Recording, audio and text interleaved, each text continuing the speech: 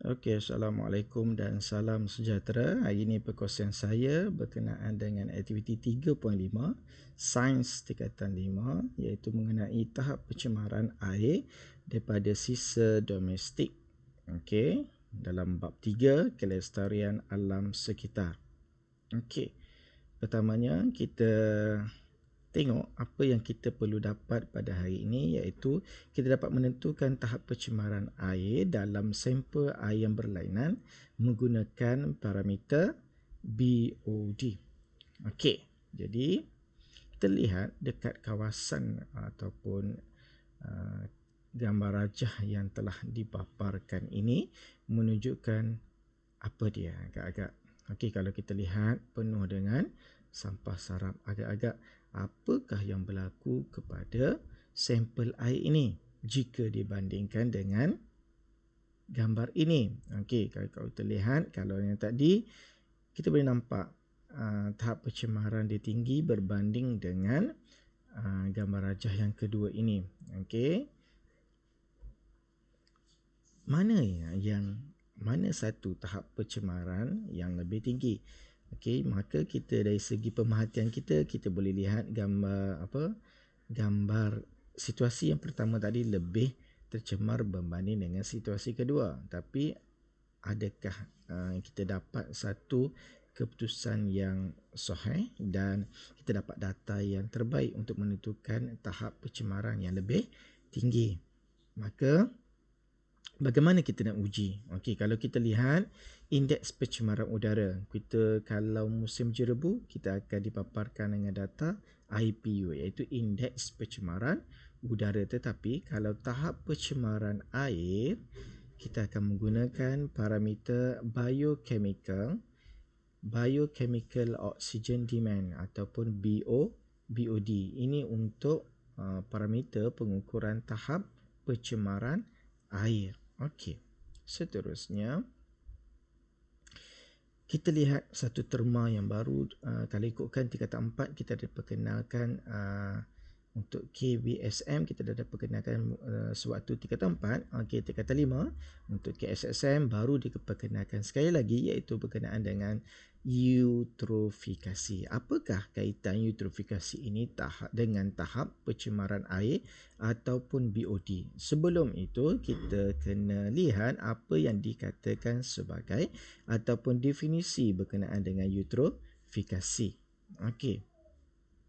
Eutrofikasi ialah suatu respons ekosistem terhadap penambahan ion fosfat dan ion nitrat di mana kita peroleh ion fosfat dan nitrat ini, okey, daripada deterjen ataupun baja ataupun sampah ke dalam suatu ekosistem akuatik di mana pembuangan ini secara berlebihan ke dalam suatu ekosistem akuatik iaitu termasuklah sungai tadi. Okey.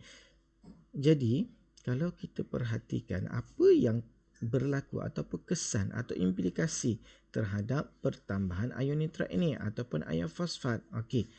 Kita imbas balik dalam kitar nitrogen, kita dapat lihat ion nitrat ni membekalkan kepada tumbuhan untuk subur, okey, untuk hidup.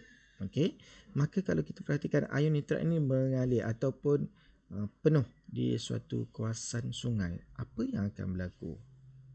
Okey, kalau kita dapat lihat dalam gambar rajah ini, okey, kalau kita biasa dengan keadaan sebegini, kita lihat apa yang berlaku pada sungai ataupun keadaan yang menghijau ini. Okey, sebenarnya yang hijau ni ialah pertumbuhan alga yang pesat dalam air. Yang hijau ni merupakan alga sebab alga melakukan proses fotosintesis. Kalau kita lihat, kita imbas balik dalam bab 1. Okey.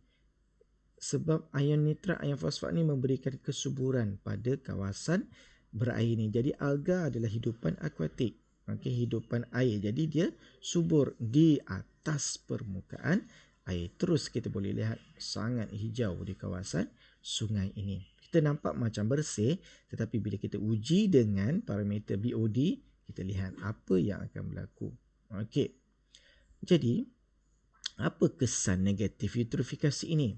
Okey, apa kesan pertumbuhan alga yang pesat dalam air? Bayangkan dalam air ada hidupan akuatik, ada ikan, ada macam-macam lagi hidupan di bawah akuatik, tetapi alga ni hidup subur di atas permukaan air. Okey, kesannya kandungan oksigen dalam air akan berkurang. Sebelum itu, kita dapat lihat kalau cahaya matahari adakah dia boleh tembus di kawasan laut bawah.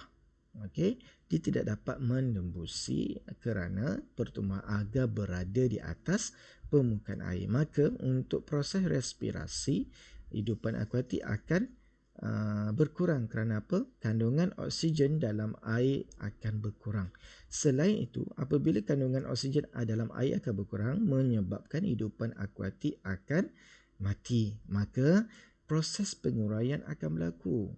Siapa ataupun mikroorganisma apa yang akan menguraikan hidupan yang telah mati? Okey, bakteria. Jadi bakteria perlukan oksigen untuk melakukan proses penguraian. Dahlah kandungan oksigen berkurang, mikroorganisma juga makin bertambah untuk menggunakan oksigen dalam proses penguraian, tambahan dalam proses respirasi. Maka kandungan oksigen dalam air akan berkurang dan terus berkurang. Jadi boleh menyebabkan haiwan dan tumbuhan akuatik juga akan mati. Okey, jadi apa yang dikatakan sebagai BOD ataupun biochemical oxygen demand ini? Okey.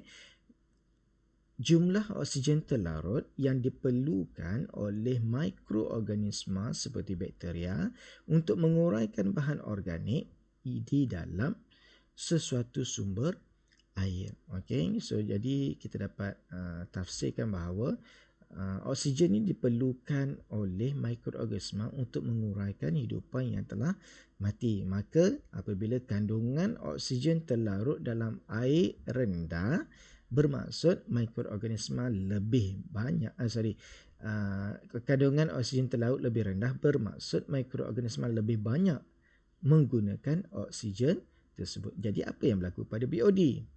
Okey, jadi kita lihat seterusnya, apakah hubung kait BOD dengan tahap pencemaran air? Jadi adakah nilai BOD tinggi menunjukkan tahap pencemaran tinggi, ataupun adakah nilai BOD yang rendah menunjukkan kurangnya mikroorganisma dalam air? Okey.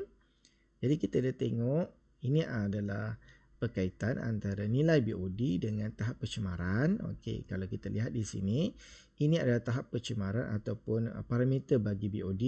Kalau kita dapat lihat, nilai yang paling kecil bermaksud dia adalah very good. Bermaksud there will not be much organic waste present in the water supply. Bermaksud tidak tercemar. Mikroorganisma tiada dalam tahap ini. Okey, kalau kita lihat level yang lebih tinggi bermaksud very poor, very polluted. Maksudnya tahap dia semakin tercemar akibat mikroorganisma yang lebih tinggi. Jadi nilai BOD tinggi, tahap pencemaran lebih tinggi, kandungan oksigen terlarut adalah lebih rendah. Kerana apa? Mikroorganisma memerlukan oksigen tersebut. Okey. Ini ringkasan. Okey, ini adalah ringkasan apa yang diperkatakan sebelum ini. Nilai BOD tinggi menunjukkan lebih banyak organisma memerlukan oksigen untuk respirasi. Nilai BOD rendah menunjukkan kurangnya organisma ataupun mikroorganisma tadi yang diperlukan untuk respirasi, iaitu oksigen tadi. Jika nilai BOD tinggi bermaksud tahap pencemaran tinggi, terutamanya apabila ada lebihan ion fosfat dan ion nitrat. Maka apabila nilai BOD rendah, tahap pencemaran akan lebih rendah. Okey.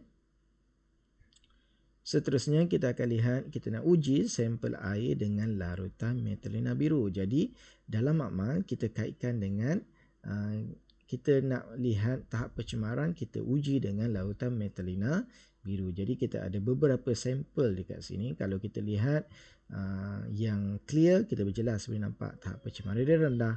Kalau yang lebih keruh ni kita boleh dapat tafsirkan tahap pencemaran lebih tinggi. Tetapi adakah tafsiran pertama kita ni betul? Okey, jadi sebagai untuk dapatkan data yang sahih, kita akan gunakan kaitan pula dengan larutan metalina biru. Okey, jadi kita masukkan satu set padu larutan metilina biru ke dalam menggunakan picegari ke dalam setiap botol reagen yang di mana setiap botol reagen mengandungi 200 sampel air. Okey, kita boleh ambil dalam air kolam, air suling, air sungai ataupun air pipe. Okey, kita letakkan satu set padu metilina biru ke dalam sampel air, kemudian kita simpan dalam almari gelap kerana apa? Mikroorganisma sesuai hidup atau membiak atau melakukan aktivitinya dalam kawasan yang gelap. Jadi kita ada sampel air, air kolam, air sungai, air suling, seterusnya air pipe. Okey, sampel air manakah yang akan kekal biru? Jadi kalau kekal biru bermaksud apa dia? Kalau meluntur apa dia? Okey, perkaitannya. Jadi apakah hubungan masa yang diambil untuk menentukan warna lautan metilina biru dengan tahap pencemaran? Okey, jika masa singkat dilunturkan, bermaksudnya bila letak saja tak sampai beberapa minit, terus lautan metilina biru dilunturkan, bermaksud tahap pencemaran air adalah tinggi. Kerana apa? Kandungan oksigen terlarut dalam sampel air tersebut adalah terlalu rendah. Maksudnya mikroorganisma lebih banyak.